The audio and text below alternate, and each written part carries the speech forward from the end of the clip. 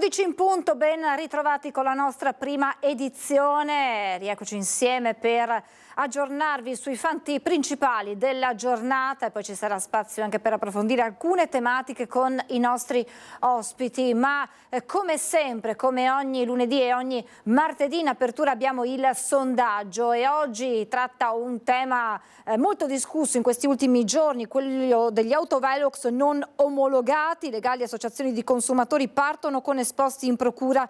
Nel mirino i produttori dei macchinari ma anche prefetti e sindaci. E allora vi chiediamo: autovelox, sindaci denunciati, giusto? Se la vostra risposta è sì, numero 0422 16 26 691, 0422 16 26 690. Se la vostra risposta è no, la chiamata è gratuita. Anche se sentite occupato, la vostra risposta verrà correttamente registrata all'esito questa sera nel corso di Ring. Autovelox per la sicurezza lungo le strade. E a proposito di sicurezza, di incidenti, andiamo subito lungo il tratto maledetto dell'autostrada A4. Siamo tra Cessalto e Noventa di Piave, ma adesso ce lo dirà con esattezza il nostro Christian Arboit insieme ad Alberto Pivetta, perché è stata una mattinata nera lungo l'A4 con prima dei rallentamenti, poi c'è stato un primo tamponamento tra dei veicoli, un secondo tamponamento con mezzi pesanti. Uno di questi ha perso il carico, un carico di carta lungo l'autostrada, e proprio mentre la nostra troupe stava raggiungendo il luogo ha assistito in diretta ad un nuovo grave incidente tra mezzi pesanti. Ci sarebbero diverse persone ferite. Ci aggiorna il nostro Christian Arboit. Buongiorno. Sì, buongiorno Francesca, anche da parte di Alberto Pivetta che sta curando la parte tecnica. Stiamo perdendo il conto in realtà degli incidenti tra grandi e piccoli che si sono registrati in mattinata qui sul tratto maledetto. Siamo tra San Stino di Livenza e Noventa di Piave, in mezzo c'è anche lo svincolo di Cessalto, fra poco ci raggiungerà anche il sindaco di Cessalto Emanuele Crosato. Una mattinata difficilissima, è ancora tutta da decifrare, ancora tutta da spiegare. Alle mie spalle lo vedete, siamo all'altezza di Noventa di Piave, vicino all'outlet. Per dare un'indicazione, c'è il polo alimenta SPA, molto noto per chi percorre la zona, e vedete alle mie spalle, poi ci sono le immagini di Alberto Pivetta, questo maxi tamponamento tra tir, l'ultimo di una serie per l'appunto di incidenti che si sono registrati in mattinata. Una sequela davvero infernale. Non ti so dire al momento, Francesca, quanti sono i feriti, non ti so dire l'entità di queste ferite, quanto gravi. Ti posso solo riportare il fatto che l'elicottero del SUEM, uno degli elicotteri del SUEM, quello di Treviso Emergenza, se non ho visto male, ma magari le immagini di Alberto Pivetta lo chiariscono meglio, l'elicottero di Treviso Emergenza. Quindi una mattinata di mobilitazione, continuano a passare camionette dei vigili del fuoco. Qui con me mi ha raggiunto perché stava nel pomeriggio, avrà un incontro con l'assessore regionale Elisa De Berti, Romina Ceccato, la conoscete tutti, presidente di Alba, associazione dedicata alla sicurezza stradale, mamma di Riccardo Laugeni, una delle 4 vittime del luglio di 4 anni fa ormai, Romina, 5 anni fa addirittura, sulla Iesolana. Lei continua la sua battaglia, Romina, ma qui continuano gli incidenti, non si fermano, soprattutto in questo angolo di Veneto. Sì, intanto ti ringrazio e ringrazio tutti voi sempre per l'invito e il portare avanti la nostra voce. Come hai appunto detto, qui c'è un disastro e lo abbiamo visto anche sulle strade normali come corrono. La distanza vedo che non viene rispettata perché la stiamo vedendo proprio in diretta e i tir stessi si sorpassano uno con l'altro malgrado ci sia un incidente. Un anno fa io ho visto anche il sindaco e altre istituzioni fare una protesta in mezzo alle autostrade e andare anche a Roma, ma ho visto che non c'è stato nessun cambiamento. Quindi io chiedo proprio, ma lo chiedo con il cuore da mamma questa volta, non da presidente, che spero di arrivare a un altro cuore da mamma programma, che è il Presidente del Consiglio Giorgia Meloni, che credo che ci stia veramente, e spero che ci stia ascoltando. Possiamo venire lì? Vedo che i trattori, gli agricoltori sono stati ascoltati, allora noi vogliamo venire a Roma ed essere ascoltati, perché penso che solo le parole delle istituzioni arrivano a un certo punto. Le parole di chi ha vissuto e di chi vuole cercare di provare a salvare una vita abbiano, e spero abbiano, un potere, arrivare un po' più fortemente. Io ho mandato già 2 email al Presidente Meloni, la quale spero che almeno nella seconda mi possa anche rispondere e ricevere a tutti assieme. Però ragazzi, andiamo piano, rispettiamo le regole che ci sono.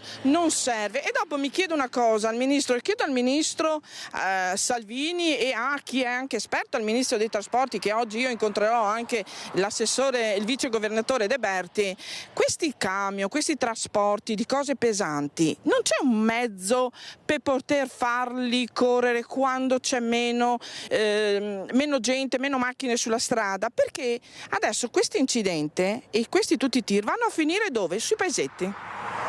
Quindi danneggiamo anche i paesetti.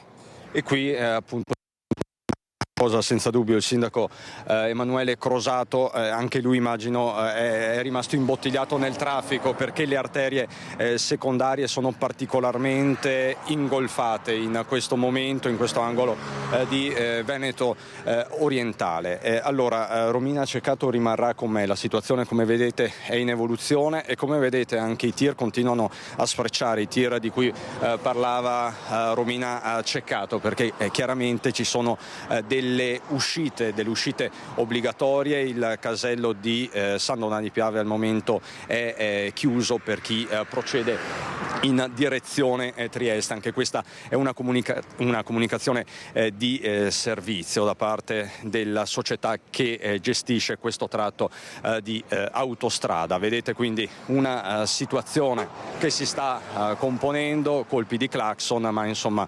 poi in questi casi molto spesso rallentano, perché quando vedono una telecamera pensano si tratti di un autovelox. Comunque Francesca, ti richiederò la linea fra poco con ulteriori aggiornamenti e anche quando arriverà il sindaco di Cessalto Crosato. Per il momento grazie Romina Ceccato. A te la linea. Grazie a Cristian Arboit, grazie ad Alberto Pivetta, grazie a Romina Ceccato. Aspetteremo il sindaco per capire anche la parte istituzionale, come si pone di fronte a questa problematica, a questo nodo viario così difficile da risolvere. Andiamo sul sito di Repubblica.it con le immagini, eccole qui, ora le ingrandisco per voi telespettatori, che mostrano la persona che questa mattina ha accoltellato almeno 4 persone alla stazione della metropolitana e inoltre di Londra, alla periferia nord-est della capitale, armato con una lunga spada katana.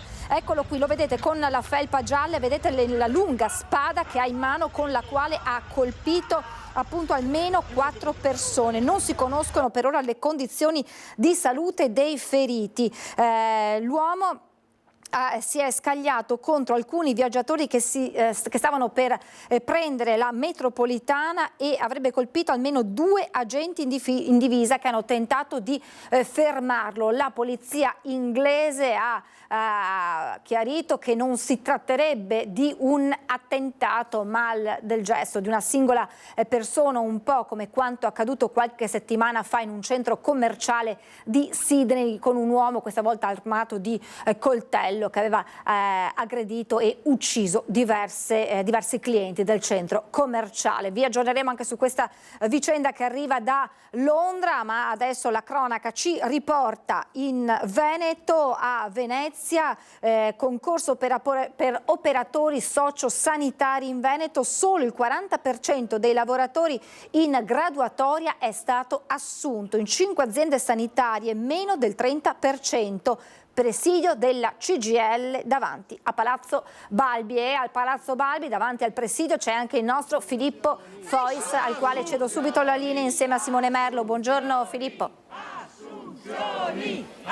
Buongiorno Francesca, buongiorno ai telespettatori di Antenna 3. Ci troviamo in Campo San Tomà, che si trova proprio a pochi passi da Palazzo Balbi, dove una delegazione della CGIL è stata appena ricevuta dall'assessore alla sanità Sonia Todesco, proprio per questo grave ritardo, direi, nelle assunzioni degli operatori sociosanitari nella nostra regione. Voi avete anche fornito dei dati che sono particolarmente significativi, perché ci sono delle aziende sanitarie in cui è stato attinto meno del 30% delle graduatorie, sono l'ULSS 2, 5, 6, 7 e 9, per cui tantissime. Che cosa vi ha detto l'assessore? Allora, noi abbiamo rappresentato all'assessore la necessità di assumere, non siamo neanche ancora al 30-40% di assunzione di queste graduatorie nelle aziende sanitarie, quindi di anticipare assolutamente il turnover e poi, cosa importantissima, di prorogare la graduatoria di un anno, graduatorie che scadranno il 20 luglio di quest'anno.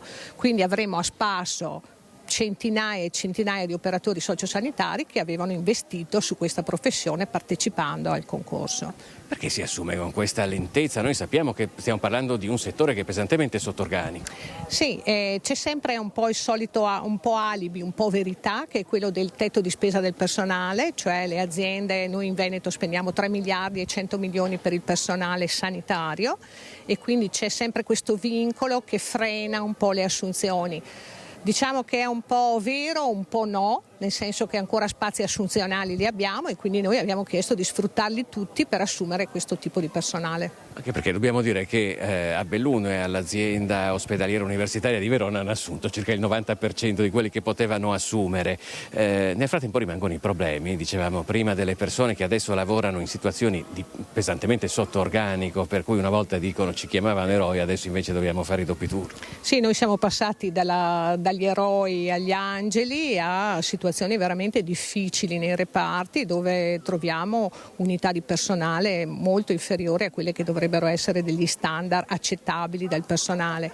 Quindi abbiamo, oltre al problema delle assunzioni, anche un affaticamento del personale che già c'è, che deve sopportare, diciamo, turni in più, che deve posticipare le ferie, insomma si deve far carico di un carico di lavoro importante. Grazie a Sonia Todesco. Facciamo vedere anche questo striscione: operatori sociosanitari, chiama regione, subito assunzioni, proroga delle graduatorie. Questo è il messaggio che lanciate oggi.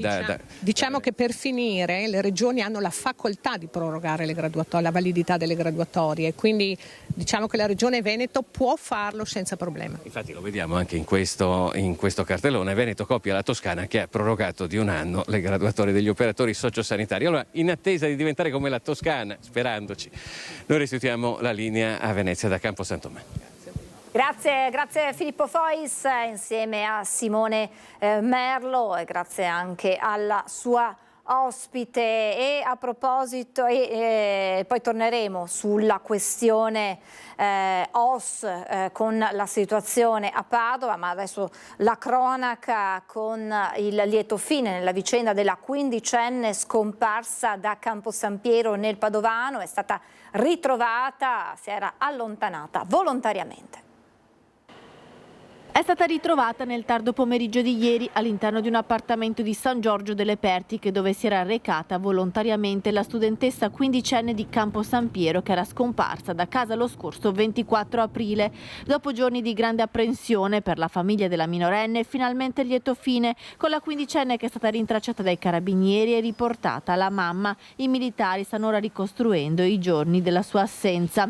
La giovane si era allontanata mercoledì 24 aprile, doveva andare a scuola serale, ma a scuola non era mai arrivata. La mamma, non vedendola rientrare, ha subito dato l'allarme. Nei giorni seguenti lo zainetto della quindicenne era stato ritrovato in una siepe dietro la sua abitazione. Poi alla mamma era arrivata una telefonata nella quale la ragazza diceva di stare bene e che sarebbe tornata dopo qualche giorno. I carabinieri hanno rintracciato il cellulare nella zona di San Giorgio delle Pertiche, dove la minorenne ieri pomeriggio è stata notata da una residente che l'ha riconosciuta dalle foto diffuse e ha avvertito i carabinieri. Ora la quindicenne dovrà dare spiegazioni alla famiglia. I carabinieri dovranno capire se qualcuno, coetaneo o maggiorenne, abbia in qualche modo coperto o agevolato la sua fuga.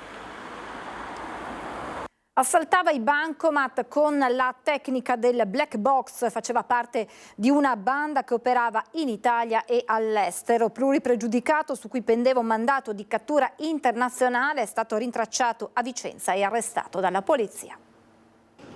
È stato arrestato dalle volanti della questura di Vicenza un cittadino moldavo, 32enne, a carico del quale pendeva un mandato di cattura in ambito internazionale relativo all'ordinanza di custodia cautelare in carcere emessa dall'ufficio del GIP del Tribunale di Monza. L'uomo faceva parte di un gruppo criminale di soggetti moldavi che si è reso responsabile di una serie di reati contro il patrimonio e in particolare furti a danno di ATM di istituti bancari e uffici postali mediante la tecnica del black box, oltre ad utilizzare veicoli fittiziamente intestati per ostacolarne la riconducibilità. La banda agiva in varie località delle province lombarde, piemontesi, venete, emiliane, toscane e laziali e in paesi dell'est Europa e baltici. All'uomo è stato notificato il provvedimento di carcerazione ed è stato accompagnato in carcere a Vicenza. Restiamo nel Vicentino, ma ci spostiamo a Bassano del Grappa con un uomo ubriaco che si è denudato in centro, poi ha aggredito gli agenti della polizia locale. Scene di ordinaria follia in centro a Bassano. Erano da poco passate le 17:30 di sabato pomeriggio quando passanti e residenti di zona Scalabrini si sono trovati davanti questa scena. Un cittadino straniero, visibilmente ubriaco, che si abbassa i pantaloni denudandosi e iniziando a insultare a ruota libera chiunque in quel momento si trovava nei paraggi. Immagini che sono diventate virali e che hanno sollevato la ferma condanna dei cittadini, esasperati per i comportamenti irrispettosi in città.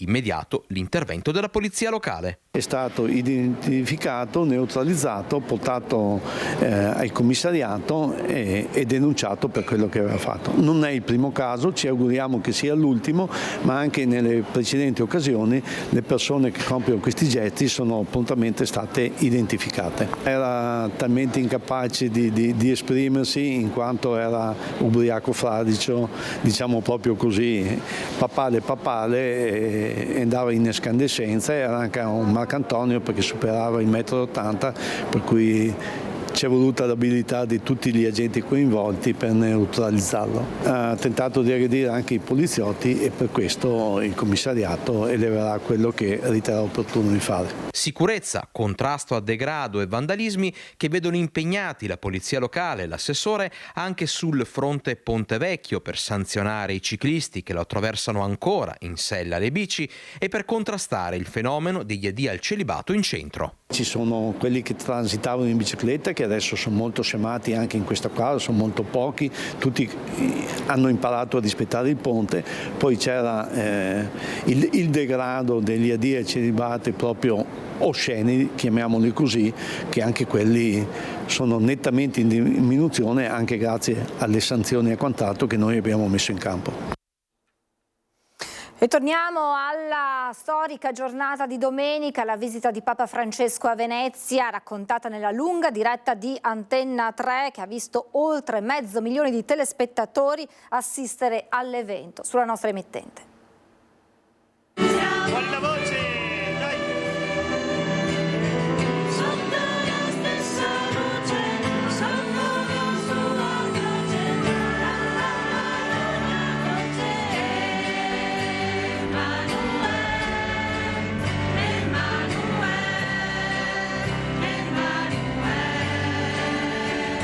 L'abbraccio di Venezia a Papa Francesco, una giornata storica fatta di immagini e parole, di emozioni e sguardi, che Media Nord-Est ha raccontato in 7 lunghe e intense ore di diretta, cucendo intorno alle tappe ufficiali della visita del Santo Padre in Laguna un orlo ricamato con le voci, i volti, le sensazioni della gente del nostro territorio.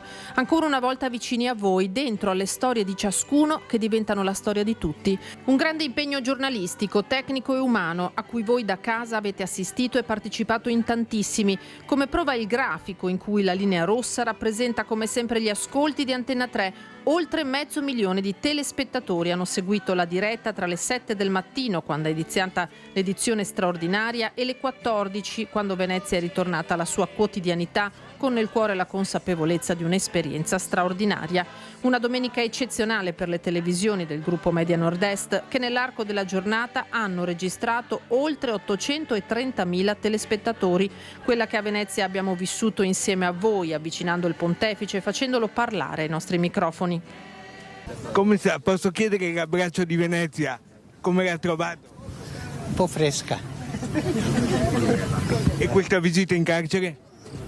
Il carcere sempre è una preferenza per me. Sa che tutta Venezia prega per lei? Benissimo.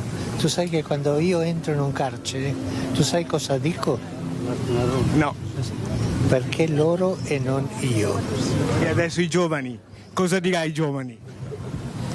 Avere del coraggio come questi qui che erano bravi. Grazie. Grazie.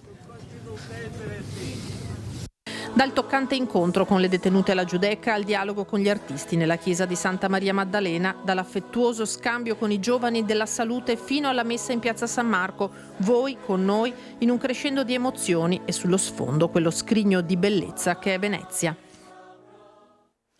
Torniamo alla cronaca. Ieri si è svolto l'interrogatorio di garanzia di Giacomo Friso, il 34enne accusato di aver ucciso il suo vicino di casa a Villafranca Padovana. Allora ci racconta tutto in diretta Valentina Visentin con Cristian Roque Allende. Buongiorno Valentina.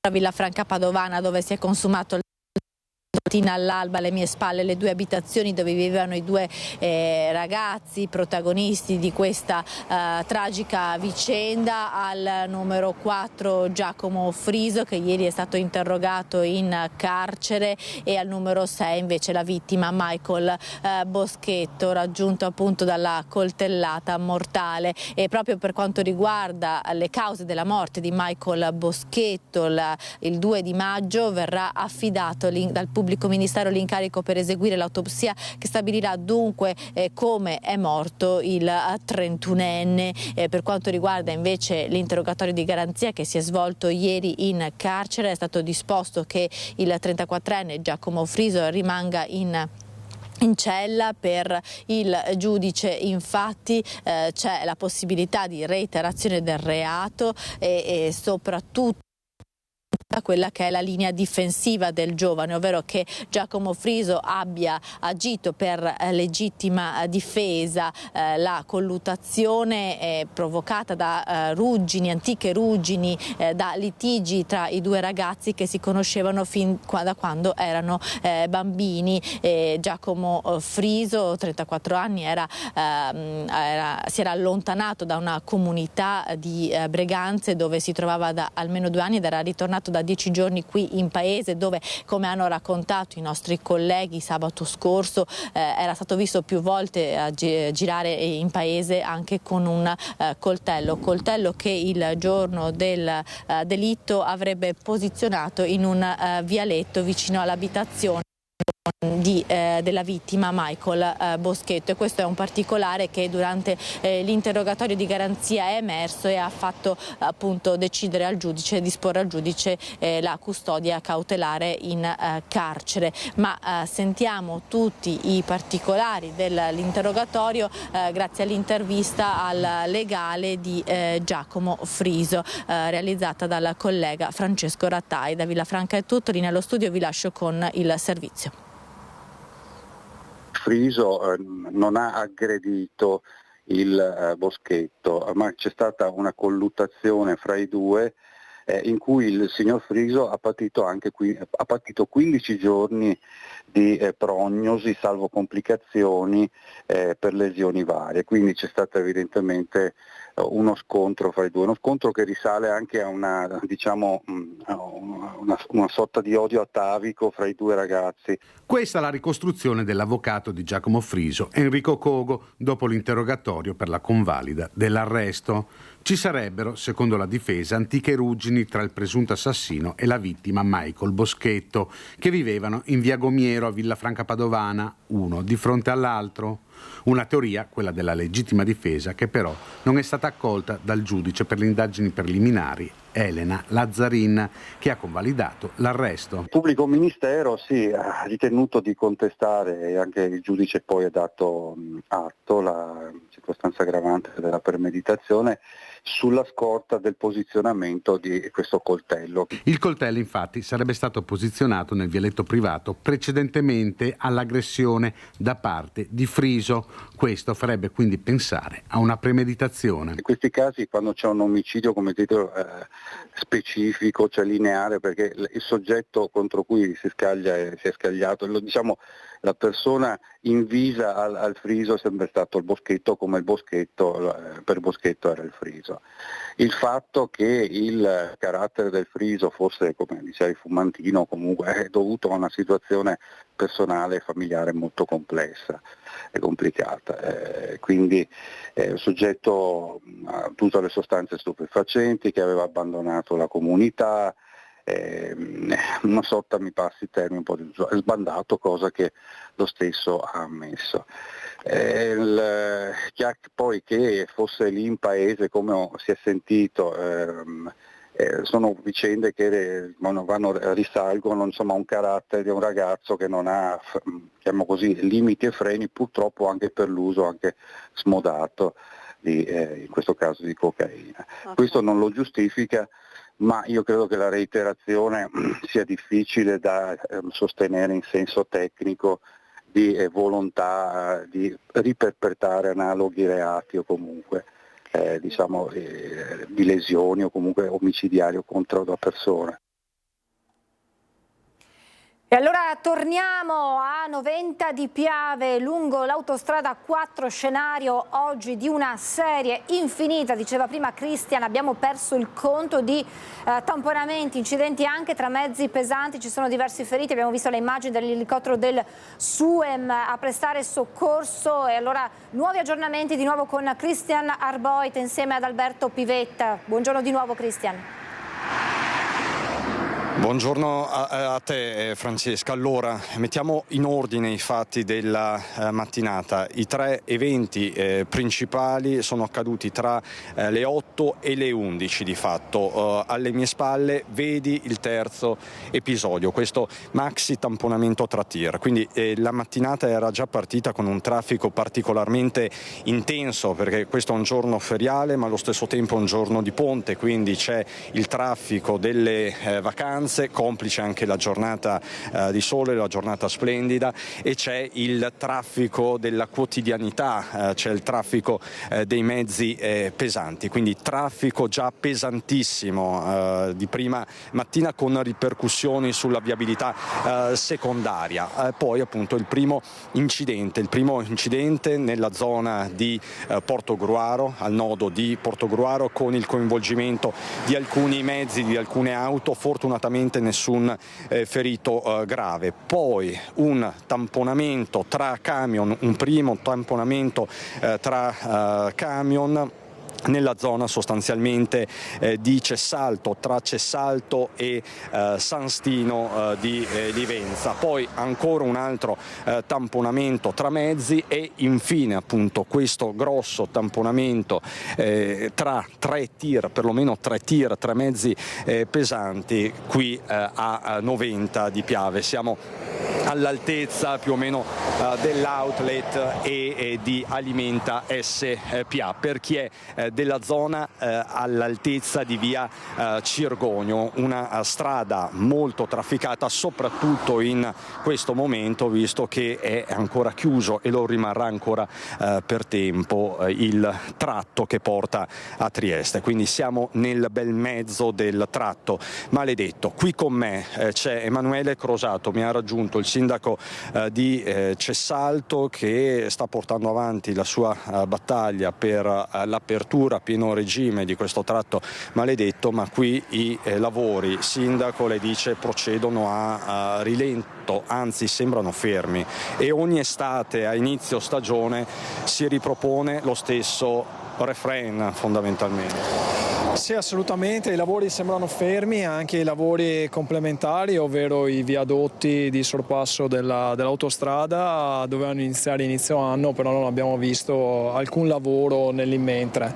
Oggi è una giornata estremamente difficile per Cessalto perché c'è il riversamento dell'autostrada chiusa, vanno sulle strade comunali e provinciali, ad esempio la strada parallela a questa, via Castorta, adesso attualmente è completamente bloccata. Fortunatamente a pieno regime sono tornati i 2 unità di polizia locale, sono fuori, stanno anche sanzionando perché poi i camion vanno dove gli pare, guidati dai GPS per le auto. È una situazione difficilissima oggi. E corrono, perché corrono, lo stiamo vedendo. E corrono assolutamente, ringrazio la collaborazione della polizia locale di San Donà che è venuta in nostro aiuto e cerchiamo di tamponare il più possibile, ma le nostre forze non bastano, serve un monito forte verso autovie, verso i proprietari autovie che sono le regioni. Le 2 regioni. Quindi lei si appella soprattutto alle regioni Veneto e Friuli Venezia Giulia? Sì, assolutamente, sono loro che hanno l'incombenza di dover finire questo tratto e concludere per sempre questa mattanza. Perché di mattanza si tratta? Sì, assolutamente. Poi dovremo anche ragionare sul motivo perché quando succede un incidente ne succedono di conseguenza altri 2, quindi una grande disattenzione anche alla guida, non si può spiegare in altri modi. Allora, grazie Sindaco Emanuele Crosato. È rimasta anche Romina Ceccato. Lei appunto adesso si prepara, Romina, all'incontro con Elisa De Berti. Un suo appello in 10 secondi. Allora, chiedo, visto che abbiamo qua il sindaco, lo chiedo proprio con il cuore. Uniamo le forze, partiamo insieme, istituzioni e vittime sulla strada, e andiamo dalla Regione e a Roma insieme. Dobbiamo farci sentire se vogliamo veramente far capire che siamo uniti. Grazie Romina Ceccato, grazie nuovamente Emanuele Crosato. Francesca, ti lascio con queste immagini, il terzo incidente di grosse dimensioni che si è registrato in questa mattinata infernale sul tratto maledetto, insomma uno scenario ancora tutto da ricostruire. Ci sono 2 feriti perlomeno in questo terzo grave incidente, sono stati trasportati al Cafoncello a Treviso, ma appunto per il momento non conosciamo ancora la gravità di queste ferite. Per il momento è davvero tutto da Noventa di Piave, dall'altezza di via Girgonio. È davvero tutto. Con Alberto Pivetta ti restituisco la linea. Grazie davvero Cristian, grazie al sindaco Crosato, grazie a Romina Ceccato e grazie ad Alberto Pivetta per queste immagini davvero impressionanti della situazione che si sta vivendo da questa mattina lungo il tratto, l'abbiamo ripetuto più volte, il tratto maledetto della A4. E adesso tutt'altro tenore il prossimo collegamento, perché ci avviciniamo a passi da giganti alla Dunata degli Alpini di Vicenza, conto alla rovescia, grande il fermento naturalmente anche nella città delle Penne Nere, Bassano del Grappa. Ci colleghiamo con Chiara Gaiani che si trova insieme ad Alessandro Costacurta sul simbolo degli Alpini, il Ponte Vecchio, con il presidente della sezione ANA Monte Grappa di Bassano, Giuseppe Rugolo. Buongiorno Rugolo e buongiorno a te Chiara. Francesca, buongiorno ai telespettatori, con le immagini di Alessandro che vi stanno facendo proprio vedere nell'interezza il simbolo dell'alpinità di Bassano, il Ponte degli Alpini, il Ponte Vecchio. Apriamo appunto questo collegamento. Vorrei anche ringraziare chi ci ospita, perché ci troviamo in un terrazzino privato che ci ha messo a disposizione Alessandro, che vorrei ringraziare per questo, permettendoci proprio di poterlo inquadrare, di poter inquadrare il ponte nella sua interezza. Con me, lo dicevi Francesca, Giuseppe Rugolo, presidente della sezione ANA Monte Grappa, e anche il vicepresidente Giacomo Bonora, che ringraziamo. Dicevamo 95esima adunata degli Alpini a Vicenza, il conto alla rovescia è iniziato, c'è grande attesa presidente, è un appuntamento che tutto questo territorio vocato proprio all'alpino aspetta. Lo aspetta in effetti dal 2016, quando tutti si aspettavano volevano che la Dunata fosse assegnata a Vicenza, così non è stato e la viviamo adesso nel 2024, siamo pronti, sarà non solo la città di Vicenza e la sezione di Vicenza che sono gli organizzatori, ma sarà la Dunata di tutto un territorio che abbraccia parte dal Sacrario di Cimagrappa, passando per il Pasubio, il Leiten di Asiago, Tonezza del Cimone e la Colonna Monza, che sintetizza la storia dell'Associazione Nazionale dei Pini. Sezione ANA Montegrappa di Bassano, che in realtà abbraccia tutta la Pedemontana, la più antica, la memoria storica dell'alpino in Veneto. Ma in effetti sì, la sezione è stata fondata il 10 febbraio del 1920 e ha abbracciato da subito un territorio importante, un territorio particolare perché è all'imboccatura della Valsugana, alla destra guardando il massiccio del Grappa, a sinistra l'altopiano dei 7 comuni, un territorio importante, significativo, che ha contribuito a fare la storia del Corpo degli Alpini e la storia dell'Associazione Nazionale degli Alpini. Ecco, allora, la Dunata nazionale è ospitata dalla città di Vicenza, ma ce lo diceva il Presidente prima, sicuramente molti approfitteranno del fatto di essere a Vicenza per fare una toccata nella città degli Alpini. Quante persone vi aspettate nei giorni della Dunata qui a Bassano? Quantificarle è impossibile, comunque ci stimiamo in qualche decina di migliaia gli arrivi a visitare la città dedicata agli alpini e soprattutto con il ponte Palladiano dedicato anche agli alpini. Poi abbiamo il Sacrario Cimagrappa, abbiamo già avuto anche richieste per salirci, per visitarlo. È una città importante, una cittadina importante, la sezione Montegrappa è la più grossa, non capoluogo di provincia, ricordiamolo, città particolare che da sempre vive l'alpinità. Verranno organizzate delle cose particolari o farete tra virgolette da spalla a Vicenza? Noi facciamo da spalla alla sezione di Vicenza, perciò qui non abbiamo organizzato niente di ufficiale come sezione. So di qualche concerto in città, uno mi viene in mente alla parrocchia di San Marco, c'è un concerto sabato sera di cori. Poi noi come sezione ospiteremo la 43esima compagnia del battaglione Aosta, gli allievi del centro di addestramento alpino, che poi domenica mattina apriranno la sfilata nazionale. Saranno ospiti nostri sabato pomeriggio e sabato sera, però i vertici della sezione sono comandati a Vicenza perché lì c'è la Dunata. Ecco, ha parlato dello sfilamento, giornata clou domenica 12 maggio che seguiremo ovviamente in diretta per portarvi nelle vostre case questo momento davvero molto atteso. Il cerimoniere, tra i 4 cerimonieri dello sfilamento della sezione ANA, Giacomo Bonora, è tutto pronto? Tutto pronto, tutto quanto preparato, è già da tempo che abbiamo preparato la nostra sfilata, il nostro ammassamento con la squadra cerimonieri che è fantastica, è un coordinamento bellissimo da veri alpini. Ecco, voi sarete quasi verso la fine.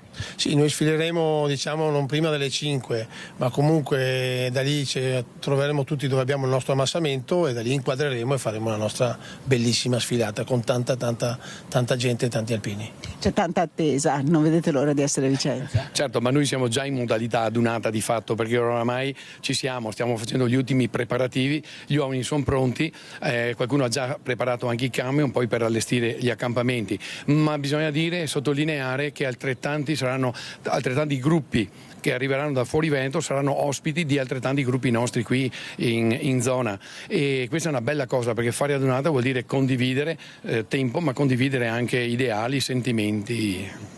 E ovviamente si preparerà anche il Ponte Vecchio che sarà abbellito con le bandiere, giusto? Certo, la città sarà abbellita, le piazze principali, viali di Martiri, il Ponte degli Alpini accoglieranno i visitatori, gli alpini tutti li accoglieranno come è doveroso essere. Bene, allora davvero ringraziamo Giuseppe Rugolo, presidente della sezione ANA Montegrappa, il vicepresidente Giacomo Bonora, ringrazio anche Alessandro Costa Curta per la collaborazione tecnica. Da Bassano la linea può tornare allo studio.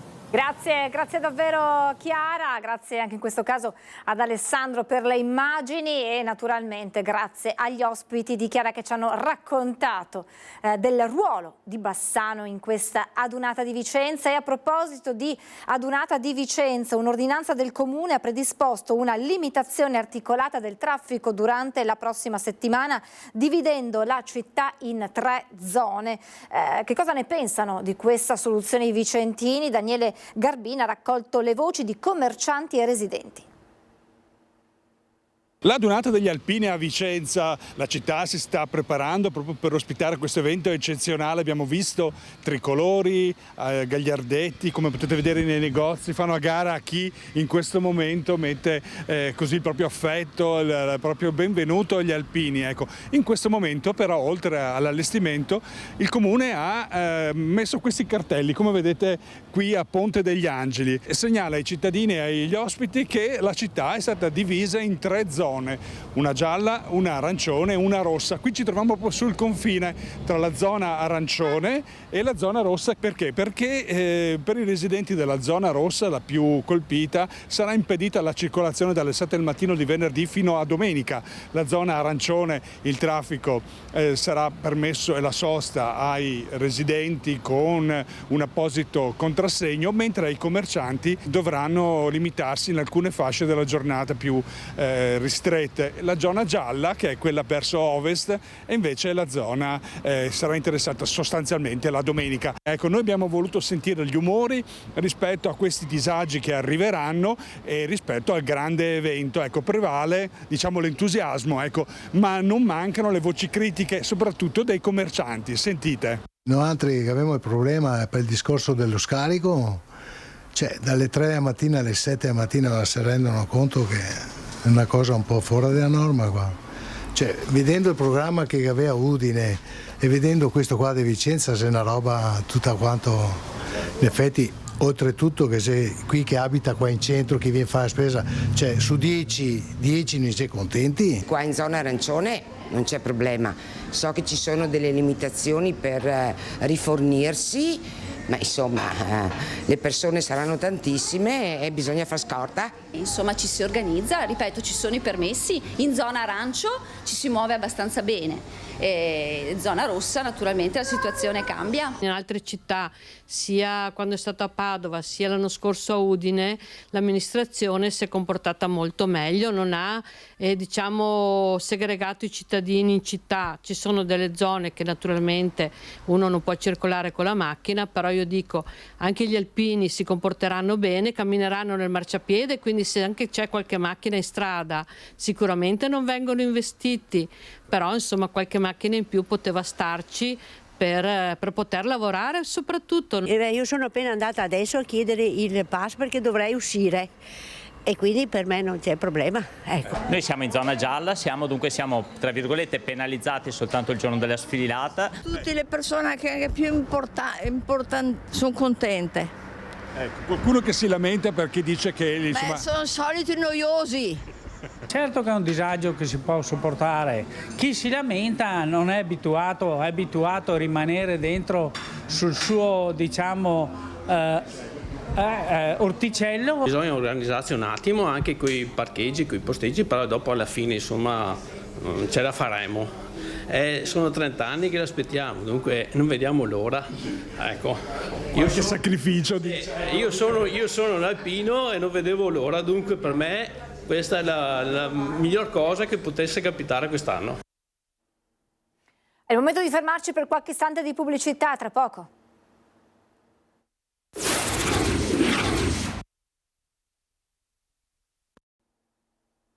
Siamo tornati in studio, presento subito il mio ospite, il direttore del mercato di Lusia, Rossano Fontan. Buongiorno direttore, grazie per essere con noi. Buongiorno. Allora, direttore, tra qualche giorno verranno presentati i dati ufficiali, ma noi vediamo un po' di anticipare. Parliamo di agricoltura, questo è il focus di oggi, ne abbiamo parlato in queste ultime settimane, devo dire, collegandoci a quelli che sono stati gli eventi atmosferici anche violenti che hanno interessato il nostro territorio. Pensiamo ad un inverno arrivato molto tardi, ad una neve che si è presentata oramai in piena primavera, gelate inaspettate e ad una siccità che ha interessato una parte della stagione invernale. Allora facciamo un attimo il quadro partendo da qualche dato, perché come ci siamo detti ieri i numeri a noi piacciono molto, per capire quello che è l'andamento del mercato per quanto riguarda il vostro territorio. Allora, per quanto riguarda la nostra realtà di Lusia, se andiamo a guardare i dati 2023, diciamo che Dal punto di vista climatico non è stata un'annata semplice, abbiamo attraversato un'estate abbastanza siccitosa e non di semplice gestione, anche se in realtà nelle nostre zone con l'evoluzione delle tecniche anche di irrigazione, utilizzo di una tipologia di irrigazione a basso apporto, a bassi volumi, insomma si è riusciti a gestire anche questa criticità a livello climatico. Dal punto di vista dei numeri, la nostra realtà commerciale e come mercato ha segnato un incremento nei volumi che si aggira attorno all'1,3%, 1,5% e abbiamo avuto uno scambio di circa 220.000 quintali di prodotto durante tutta l'annata.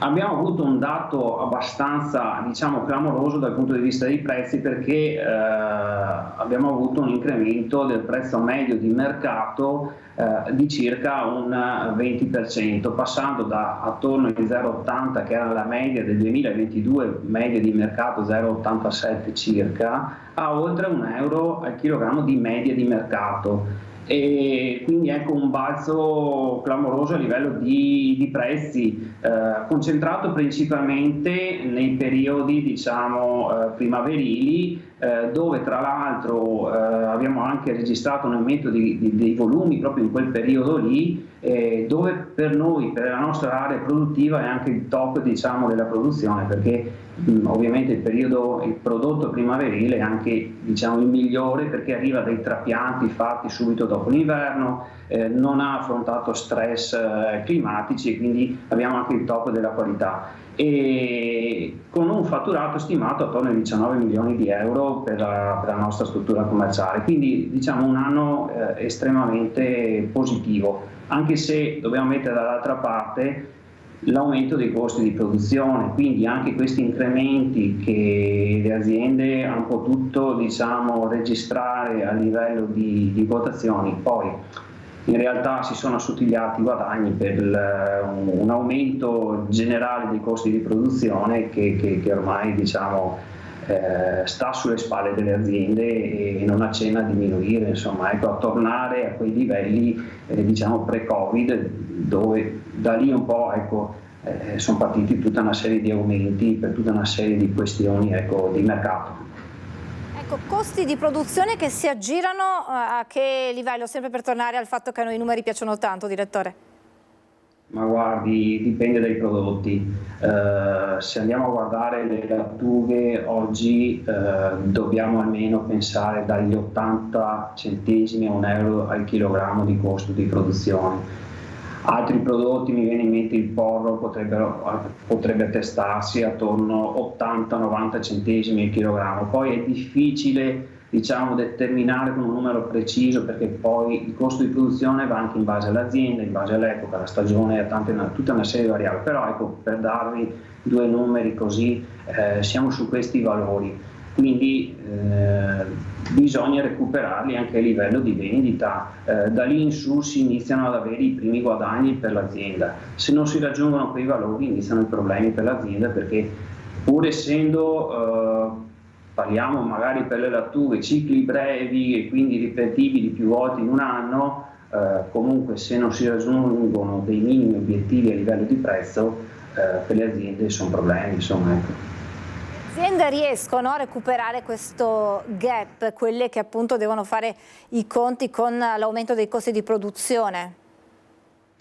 Non è semplice, dico la verità, perché poi si inseriscono anche tutta una serie di variabili in campo dovuti al clima, dovuti al meteo, possibili danni che un'azienda può subire. Non è cosa semplice, serve una gestione veramente oculata, serve una programmazione che ormai diverse aziende fanno, e serve veramente un occhio di attenzione, veramente una gestione veramente imprenditoriale, puntuale e precisa per riuscire ad arrivare agli obiettivi di prezzo ed avere anche una remunerazione degli investimenti che vengono fatti, che in un'azienda agricola sono tanti.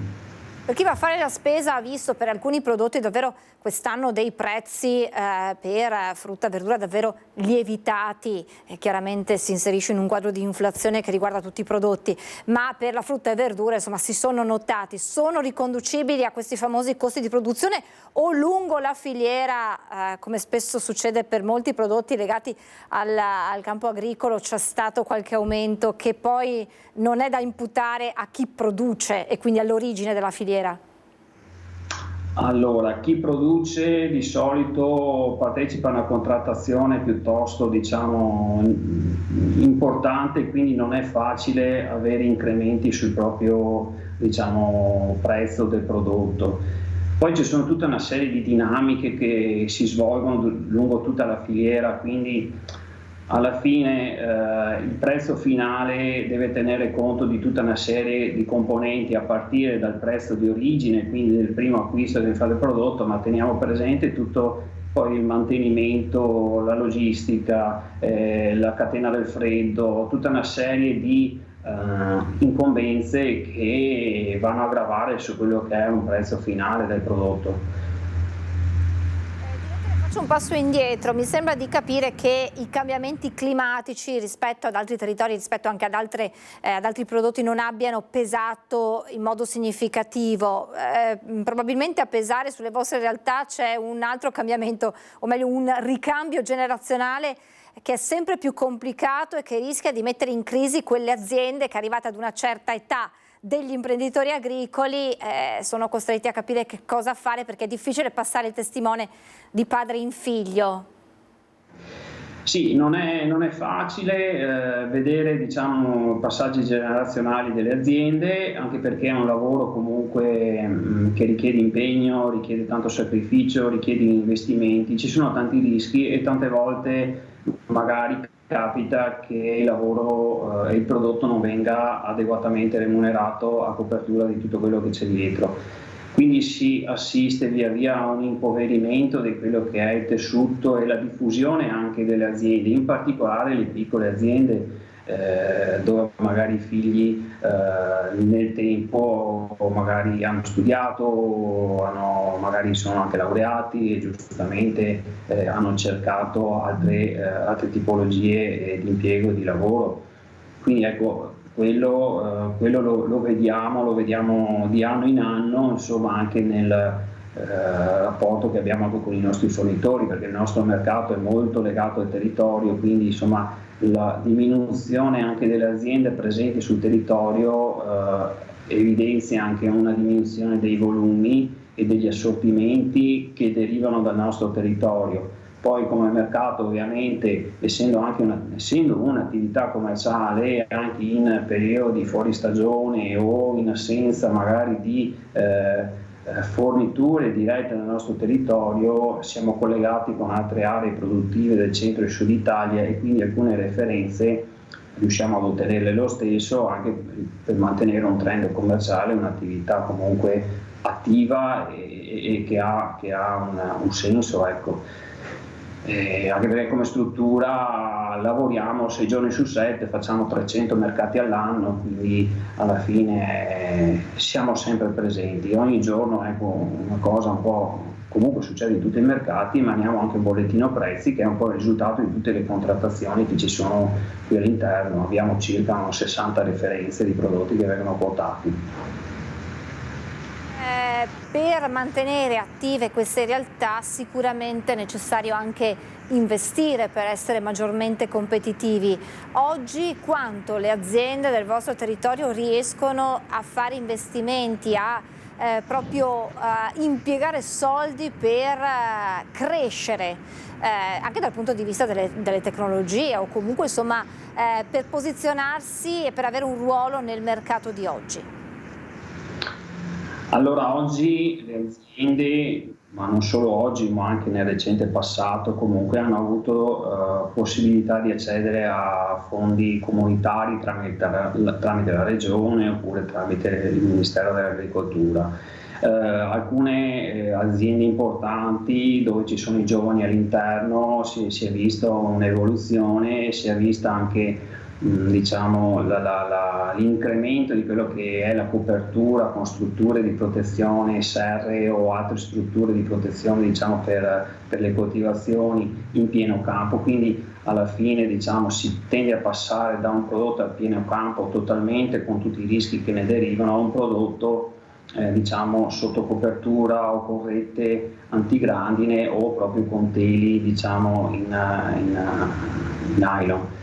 Si è vista anche, si sta vedendo, insomma, sempre sta vedendo degli investimenti anche dal punto di vista della meccanizzazione, con l'introduzione di macchine, diciamo, trattori o altre macchine, diciamo, sempre più avanzate a livello di rispetto dell'ambiente, o comunque anche perfezionate dal punto di vista tecnologico per eseguire lavori rispettando, diciamo, come dire, con la massima economia possibile. Si stanno vedendo anche investimenti per il discorso irrigazione, perché comunque la questione della gestione dell'acqua è sempre più importante, perché l'acqua è sempre più preziosa, ce n'è sempre meno, e comunque si stanno mettendo a punto già da tempo sistemi di irrigazioni diciamo di precisione, con microirrigatori a basso apporto, anche con l'utilizzo anche di tecnologie, sensori e centraline in grado di comandare questi impianti e di attivarli solo all'occorrenza. Quindi ecco,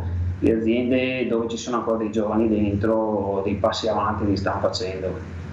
Insomma, la parola chiave è guardare al futuro anche attraverso gli occhi dei più giovani. Insomma, le sfide sono tante sul tavolo. Direttore, io la ringrazio davvero tantissimo per averci spiegato, fatto un po' il quadro della situazione, ma averci spiegato anche quelli che sono un po' gli obiettivi da raggiungere nel futuro per quanto riguarda proprio tutto il comparto dell'agricoltura. Grazie a Rossano Fontan, direttore del mercato di Lusia, e torneremo presto ad aggiornarci con lei. Buon lavoro, direttore, grazie ancora. Grazie. Grazie davvero, e adesso torniamo all'incidente, anzi agli incidenti lungo l'A4 nel tratto maledetto dell'autostrada, diversi tamponamenti tra mezzi pesanti, ci sono diversi feriti, abbiamo visto la cronaca, e adesso Cristiano Alboit insieme ad Alberto Pivetta, insieme al sindaco Crosato, si sono spostati a Grassaga per vedere quelle che sono le ripercussioni sul traffico della viabilità secondaria. Vediamo Cristian che è in mezzo ai tir che, deviati dall'autostrada a causa degli incidenti, ora stanno attraversando questi piccoli centri abitati. Buongiorno nuovamente, Cristian. Sì, di nuovo Francesca. Allora, siamo all'incrocio di Grassaga, a cavallo tra le province di... Ecco, vedi cos'è appena successo. Questo tir ha spezzato di fatto il ramo di un albero e ha coinvolto anche questo mezzo. Alberto, proviamo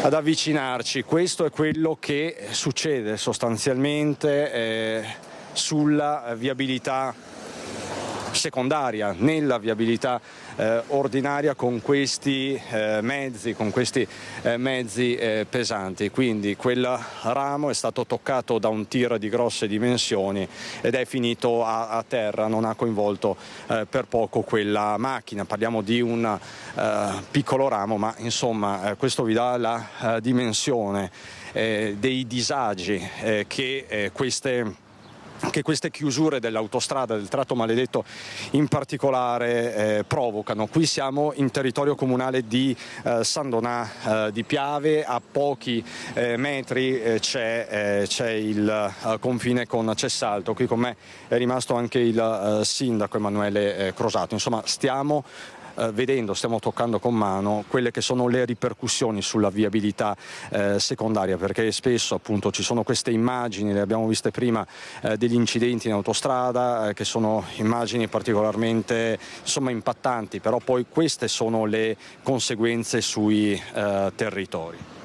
Sì, assolutamente, questa è praticamente quello che succede in maniera ordinaria ogni volta che c'è un incidente in autostrada. Quello che dico, la pericolosità dei mezzi pesanti in strade completamente inidonee, E ringrazio sentitamente la collaborazione del comune di San Donà di Piave, dove siamo adesso, e la polizia locale di San Donà, che evita che proprio questi camion entrino in territorio di Cessalto, e sarebbe un disastro. Adesso li stanno proprio facendo girare per tornare indietro, altrimenti questi andrebbero a intasare via Castorta, che è una strada sì provinciale, però completamente inadatta per il traffico pesante, tant'è che ci sono anche i limiti, e purtroppo i vincoli non vengono rispettati, perché molto spesso ci sono camionisti stranieri e hanno il GPS, quello per auto, non quello di camion, e praticamente ci troviamo in queste condizioni. Fortunatamente oggi avevamo sia la polizia locale di Cessalto a piano organico e anche quella di San Donà sul posto, ma non sempre siamo così fortunati e abbiamo completamente il centro intasato.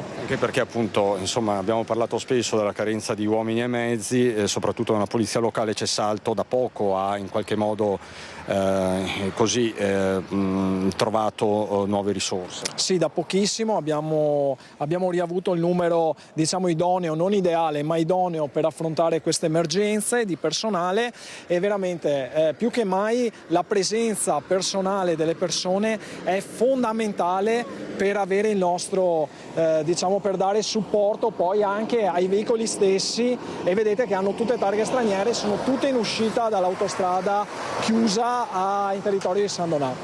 Le pattuglie sono al lavoro, le state vedendo, insomma, i fronti critici da monitorare sono diversi, e appunto sono distribuiti lungo tutta l'autostrada. Sì, assolutamente, poi sono sempre di quelli gli uomini, adesso si sono spostati verso il casello, e veramente è drammatica la situazione. Grazie alla vostra emittente che è venuta qui a testimoniare quello che diciamo tra amministratori, quello che dico sempre, che c'è un grandissimo pericolo sulle strade comunali. Allora, grazie Emanuele Crosato, sindaco di Cessalto. Siamo, lo ricordo, comunque in territorio di San Donà di Piave in questo momento, e appunto questa è la fila che si è formata e che probabilmente continuerà per tutto il giorno dopo gli incidenti che si sono registrati in mattinata lungo la 4. Allora, Francesca, facciamo così, la situazione è fluida, lo capite tutti, ma ti restituisco al momento la linea con Alberto Pivetta da Grassaga, quindi per il momento è tutto. Grazie Cristian, grazie ad Alberto Pivetta che ci hanno fatto vedere in diretta questo ramo che si è staccato, toccato da una tir che stava transitando chiaramente in una strada non idonea, lo ha detto il sindaco Crosato, a mezzi così pesanti, a mezzi pesanti, ma d'altronde quello che accade ogni volta che succede un incidente in quel tratto di autostrada, il traffico viene deviato sulla viabilità secondaria, con le conseguenze che tutti abbiamo potuto vedere nelle immagini di Cristian Arboit e Alberto Pivetta. Prima di fermarci, vedete, grazie ad Alessandro Graziere in regia, Autovelox, questo è il nostro sondaggio, sindaci denunciati, giusto, sapete tutta la vicenda legata agli Autovelox e ai ricorsi che molti stanno presentando. 0422 16 26691 se la vostra risposta è sì, 0422 16 2690 se la vostra risposta è no, la chiamata è gratuita, anche se sentite occupato, ve lo ricordiamo ogni volta, non preoccupatevi perché la vostra risposta verrà correttamente registrata. L'esito questa sera nel corso di Ring, un aggiornamento di cronaca con gli accertamenti della Guardia di Finanza di Treviso in aziende di vari operatori economici della provincia hanno portato ad individuare 41 lavoratori in nero e 11 irregolari. I controlli sono stati effettuati in più attività commerciali operanti soprattutto nel settore dei bar e della ristorazione, identificando 30 lavoratori in nero, di cui uno privo del permesso di soggiorno, impiegati in assenza della preventiva comunicazione di instaurazione del rapporto di lavoro, e 11 lavoratori irregolari a chiamata senza la preventiva comunicazione di inizio della prestazione lavorativa a cura del datore di lavoro o alla mancata attivazione delle posizioni INPS e INAIL in capo ai collaboratori familiari. In 2 casi sono stati contestati pagamenti in contanti. Ci fermiamo per la pubblicità. Rieccoci in diretta, parliamo di bollette dell'energia elettrica perché aumentano le truffe. Allora sentiamo qualche consiglio utile. Forniture di energia elettrica. Anche in questo caso, come già accaduto per il gas, ci stiamo avvicinando alla fine del mercato tutelato per entrare in quello che viene definito mercato libero. Cosa cambia? Semplicemente che i costi e le condizioni contrattuali saranno fissati direttamente dai fornitori di energia. Un passaggio che in questa fase rischia di spiazzare più di qualche famiglia e di far inciampare in truffe e raggiri. Ecco perché affidarsi ad un consulente è una scelta sposata da un numero sempre più alto di utenti. Tanti ci chiedono aiuto perché stanno ricevendo chiamate da call center e non sanno come gestire la situazione. Sono due i consigli principali che mi sento di raccomandare. Il primo è di non dire mai di sì, dunque anche se l'operatore dicesse di lei signor Rossi, non rispondere sì, anche se è vero, ma cerchiamo di rispondere mi dica, al posto di dire sì. Il secondo consiglio è quello di cercare di non dare mai informazioni utili e importanti, personali, e anzi cercare di deviare la chiamata o comunque la conversazione cercando di farsi inviare una comunicazione scritta da parte loro per confermare che tutto sia reale. Ma i consigli non finiscono qui, perché se è vero che esistono le truffe telefoniche, è altrettanto vero che l'attenzione va mantenuta anche di fronte a offerte cartacee. Attenzione alle offerte che sono a tempo, nel senso che dopo un po' le condizioni potrebbero cambiare e il rischio è di ritrovarsi con dei pagamenti veramente alti. Semplici ma fondamentali consigli. 2 velivoli dell'aeronautica militare si sono alzati in volo per effettuare 2 trasporti sanitari a favore di un ragazzo di 15 anni e di un uomo di 60 anni per cure urgenti. L'uomo 60enne ricoverato all'ospedale Monaldi di Napoli è stato trasportato d'urgenza direttamente a bordo di un'ambulanza caricata su un C-130J della 46esima Brigata Aerea all'aeroporto di Venezia per il successivo ricovero all'ospedale universitario di Padova. Il ragazzo di 15 anni invece, ricoverato all'ospedale Vito Fazzi di Lecce e bisognoso di cure specialistiche immediate, è stato imbarcato presso la base militare di Lecce Galatina e trasportato d'urgenza a Firenze con un Falcon 50 del 31esimo Stormo. E adesso parliamo di inclusività per ragazzi, per persone diversamente abili. Ne parliamo insieme a Gianni Granzotto, presidente del basket di Motta di Livenza. Buongiorno Presidente, grazie per essere con noi. Buongiorno a tutti. E allora subito le chiedo di raccontarci che cos'è il baskin. Fondamentalmente il baskin è il basket inclusivo, trae l'origine dal basket e mantiene lo scopo del gioco, cioè quello di segnare più punti alla squadra avversaria. All'interno di una squadra di baskin fondamentalmente ci possono stare persone con disabilità sia mentali che fisiche, ma ci sono anche persone senza nessun tipo di disabilità. Possono essere giocatori di pallacanestro piuttosto che giocatori di altro sport. Tutto ciò è possibile grazie a un ingegnoso sistema di regole pensato per adattarsi ai giocatori. Diciamo che fondamentalmente l'inclusività dà un valore aggiunto a questo sport.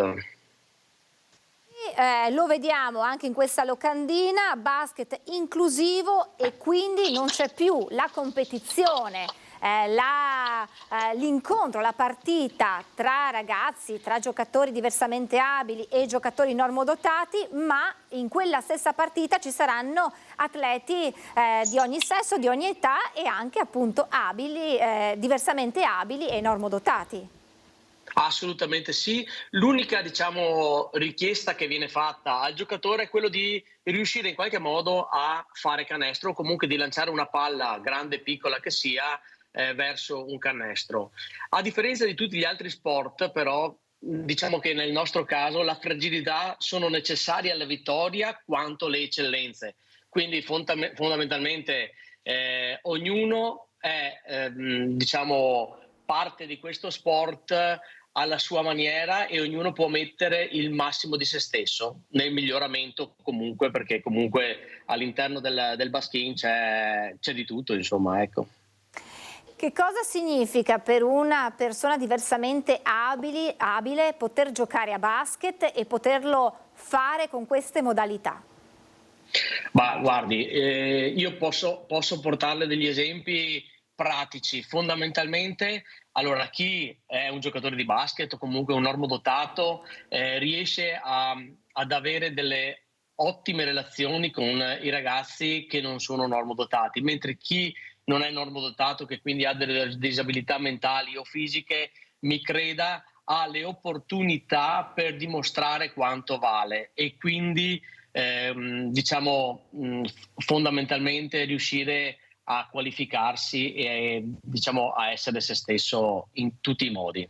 Voi siete pionieri in questa specialità, in questo campo. Allora, diciamo che noi siamo una società neonata, siamo all'interno di questo mondo del baskin dall'anno scorso, assieme con i nostri amici del crossover pasiano, con i quali siamo partiti quasi scherzando e assieme a loro adesso abbiamo formato un gruppo di 3 squadre. Il prossimo anno avremo 2 squadre a Motta di Livenza e quindi saremo i pionieri della provincia di Treviso in questo caso. Magari il vostro obiettivo, e magari anche questa occasione lo potrà essere, quello di far ampliare la platea di società che possano abbracciare questa tipologia di attività. Allora, noi in merito a questo abbiamo voluto fortemente portare a Motta di Livenza, proprio per pubblicizzare questo sport a 360 gradi e perché ognuno lo possa vedere e toccare con mano, le Final Four regionali che noi faremo a Motta il 5 maggio, come diciamo organizzate dalla Pallacanestro Motta, dove ci saranno le 4 squadre migliori del Veneto, in questo caso il Birsi Isola, lo Schio Rossi, il Petrarca Padova e l'MBA Bassano, che si affronteranno per vincere il titolo regionale, con l'ultima partita, la finale, alle 15:30. Questo è un primo passo, un modo per far conoscere anche al pubblico l'esistenza di questo sport. Assolutamente sì, è uno sport bellissimo.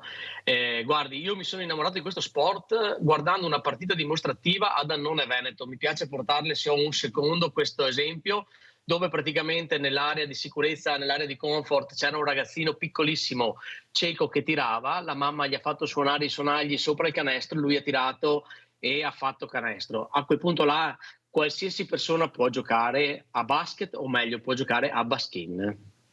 Questa è l'inclusività nel senso più profondo del termine.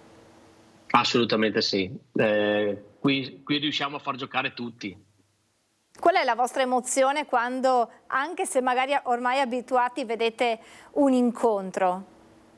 Ma diciamo che la cosa bella da vedere ad ogni incontro è praticamente la simbiosi che si crea tra i numeri 1, che sono i ragazzi che hanno la disabilità più grande, e i numeri 5 che potrebbero essere dei ragazzi che giocano anche in Serie A di basket.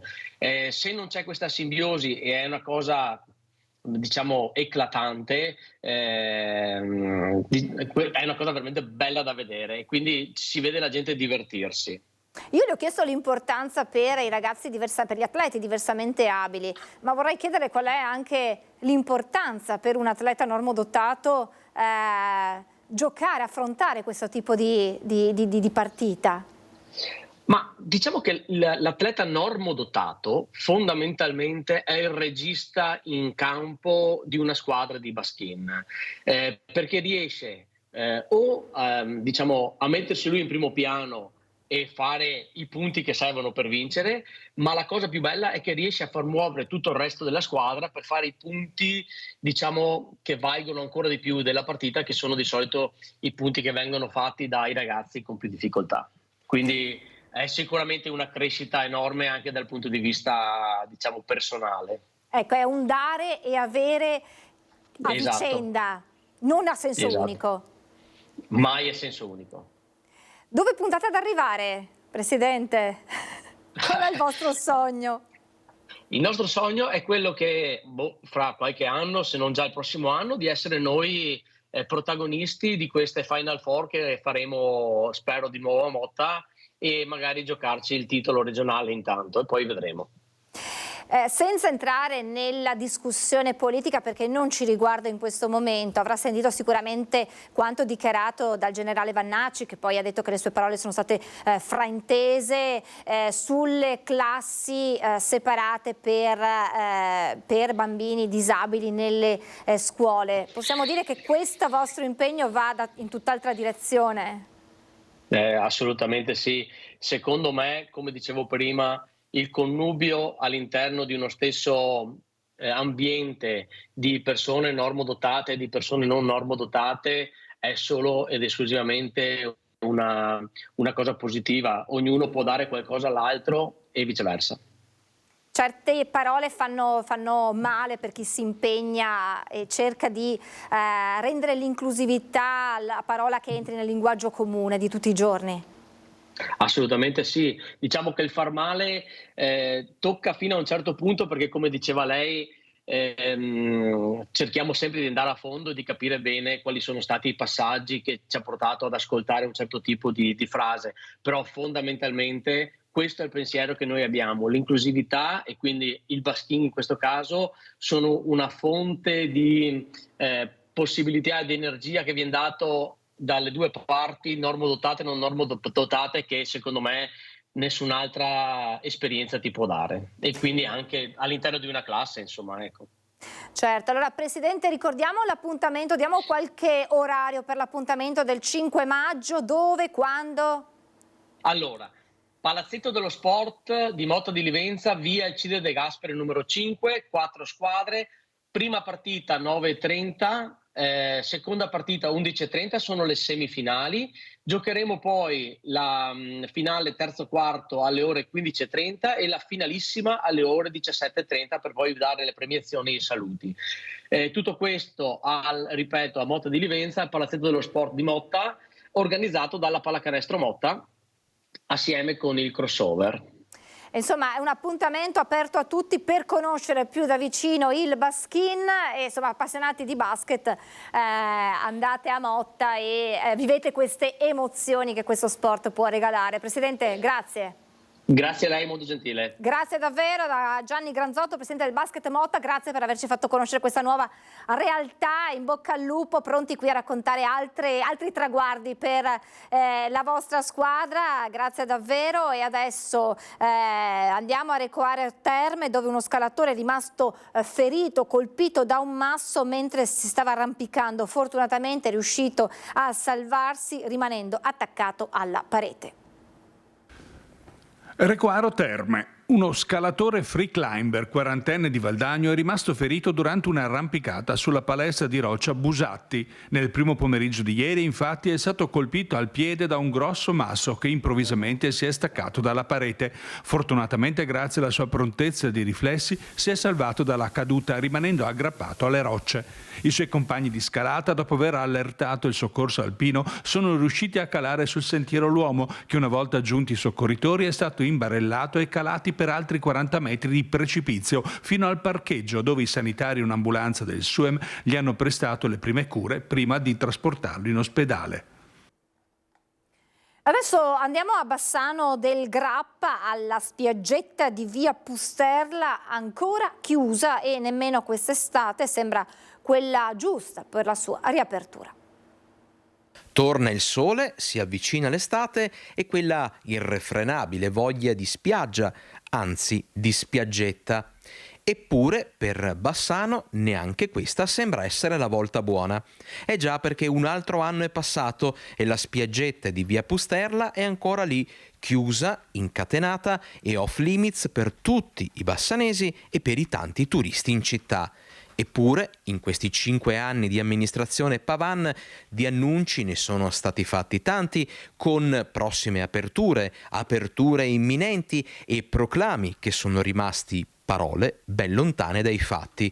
Ma adesso la situazione qual è? La questione della spiaggetta è sempre ferma un po' lì sulla questione dei privati, cioè noi ci abbiamo provato a parlare con i privati, sia con chi deve acquistare che con chi deve acquistare, con chi deve rientrare in possesso della spiaggetta e con chi deve invece cedere la spiaggetta. Loro ci hanno detto proprio una settimana, 10 giorni fa, che si stanno accordando per l'atto notarile e per poter fare questo passaggio rientro della spiaggetta in proprietà di prima dei lavori sul ponte. E noi speriamo veramente che questo avvenga. Loro, i privati, come noto, sono Belfiore e la ditta Infotrade, due soggetti che proprio in queste ore si stanno parlando per trovare un possibile accordo. Stiamo lavorando noi come pubblico su altre questioni, perché lì c'è anche uno sbocco di uno scolmatore dell'Etra e con Etra stiamo cercando di capire per poterlo portare a fiume, perché non crei problematiche poi per chi lo frequenta, ma noi vivamente speriamo che i privati si mettano d'accordo. E così anche questa si preannuncia, come le ultime, non tanto un'estate di speranza, ma un'altra estate disperata. Sarà aperto fino al 14 luglio la mostra dedicata al maestro dell'impressionismo Claude Monet. Intanto, a 2 mesi dall'apertura, i numeri parlano di 70.000 presenze. 70.000 visitatori in 2 mesi, questo il traguardo raggiunto dalla mostra in corso al San Gaetano di Padova dedicata ai capolavori di Monet. Un traguardo notevole che potrebbe portare l'esposizione dei quadri provenienti dal Musée Marmottan di Parigi a superare il record di biglietti staccati che appartiene alla mostra che fu dedicata al Mantegna, che portò in città 140.000 persone. Un successo di pubblico che evidenzia come l'offerta di qualità che la città propone paghi, ha sottolineato l'assessore alla cultura Andrea Colasio. La mostra avrà anche un'apertura straordinaria domani 1 maggio con orario prolungato fino alle 22 con ultimo ingresso alle 21. Abbinare alle grandi mostre una costante attenzione per l'attività in ogni ambito artistico e culturale, anche delle realtà locali, creando un'offerta varia e di spessore che si rivolge ad un pubblico il più ampio possibile, dice l'assessore Colasio. Adesso vi mostriamo questa foto che ci è arrivata dalla prefettura di Treviso, che segnala come alla stazione dei carabinieri di Villorba sia stata denunciata la scomparsa di Nizar Gattar, 15 anni, residente a Villorba. Il ragazzo è alto 1,65 m, ha la corporatura esile, la carnagione olivastra, capelli scuri e occhi scuri. Si è allontanato dalla propria abitazione nel tardo pomeriggio del 29 aprile scorso, facendo perdere le proprie tracce. Al momento dell'allontanamento indossava una tuta grigia, sia i pantaloni che la felpa di marca Lacoste, scarpe nere marca Nike. Chiunque avvisti il ragazzo possa riferire informazioni utili alle ricerche che sono attualmente in corso è pregato di contattare il 112. Questa è la nota della prefettura di Treviso. Noi siamo in chiusura, vi ricordo questa sera a partire dalle 21 in diretta nuovo appuntamento con Ring, ospiti Giuseppe Montuori di Fratelli d'Italia, Alessandra Nava di Italia Viva, Luana Zanella di Alleanza Verdi Sinistra. Nella seconda parte ospiti Don Marco Galante, ex cappellano dell'ospedale di Schiavonia durante i mesi più duri del Covid. Con lui Sara Melchiori, giornalista che con Don Marco ha scritto il libro Io sono con te, un prete in corsia sull'esperienza all'ospedale di Schiavonia e il significato del conforto a chi era solo e l'eroismo dei sanitari ora sempre più spesso dimenticato. E siamo davvero in chiusura, adesso ci sarà il meteo, poi la pubblicità, intanto questo il sondaggio, il cui esito sarà annunciato nel corso di Ring. Tra poco, dopo la pubblicità, prima il meteo, poi la pubblicità, ci sarà spazio con la CGIL, parleremo naturalmente grazie ad Alessandro Granziera e a Tommaso Migote in regia per farci rivedere a pieno schermo il sondaggio. Subito dopo di noi spazio con la CGIL, parleremo della festa del 1° maggio, la festa dei lavoratori domani è il 1° maggio, ma anche di tutte le novità legate alle pensioni. Lo faremo con Mauro Visentina, segretario generale della CGIL Treviso, e con Lucia Celi, operatrice del patronato Inca della CGIL Treviso. Meteo, pubblicità e poi di nuovo insieme. A dopo, grazie per averci seguito.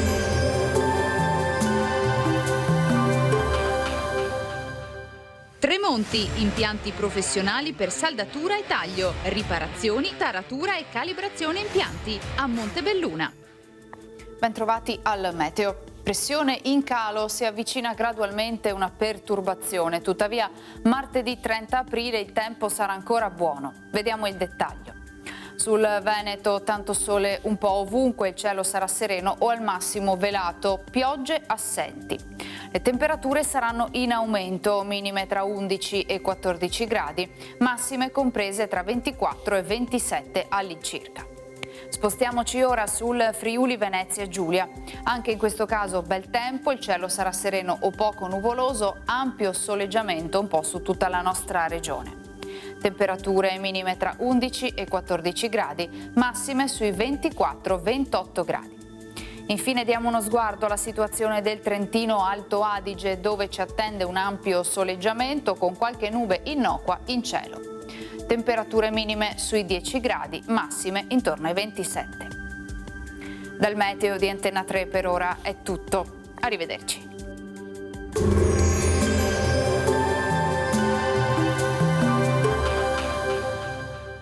Tremonti, impianti professionali per saldatura e taglio, riparazioni, taratura e calibrazione impianti a Montebelluna.